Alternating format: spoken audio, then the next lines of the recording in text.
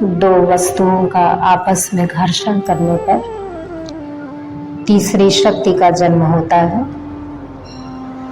किसी भी भौतिक दो वस्तुओं को आप ले लें, पत्थर को आपस में बार बार रगड़िए तो अग्नि प्रकट होगी, लोहे को रगड़िए, किसी धातु को रगड़िए, उस रगड़ से, घर्षण से एक ज्योति प्रकट होती है, शक्ति, चिंगारी, अग्नि प्रज्वलित होती है।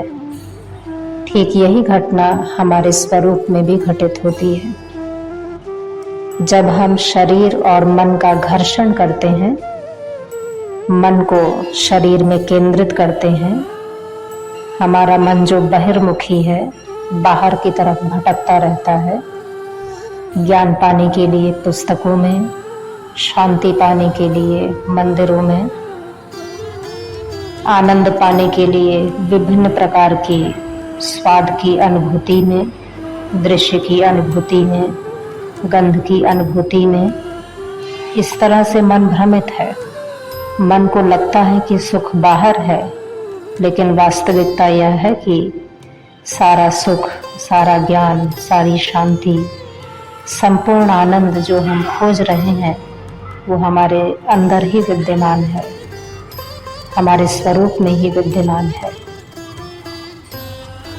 मन को स्वरूप में केंद्रित करने पर मन और शरीर के बीच घर्षण होता है, दोनों के बीच दूरी कम होती है और दूरी के कम होने से, घर्षण से हमारे अंदर एक तीसरी शक्ति प्रकट होती है।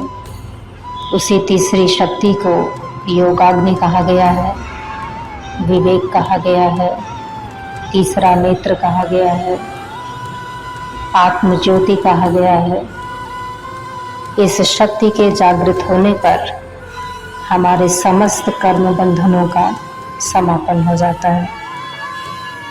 कर्म बंधन जो एक जन्म के बाद दूसरे जन्म को नियंत्रित करते रहते हैं, वे सारे कर्म बीज जल करके विनष्ट हो जाते हैं। क्रिया योग ध्यान के द्वारा मन और शरीर का आपस में घर्षण करते हैं और इस घर्षण से योगाग्नि प्रकट होती है। योगाग्नि की दिव्य ज्वाला हमें पावन और पवित्र कर देती है, समस्त संचित कर्म बंधनों का नाश करती है और अंतःकरण में तीसरी शक्ति का आगमन होता है, जिसे माँ सरस्वती, माँ दुर्गा, माँ काली, माँ कुंडलिनी इन नामों से शास्त्रों में संबोधित किया गया है।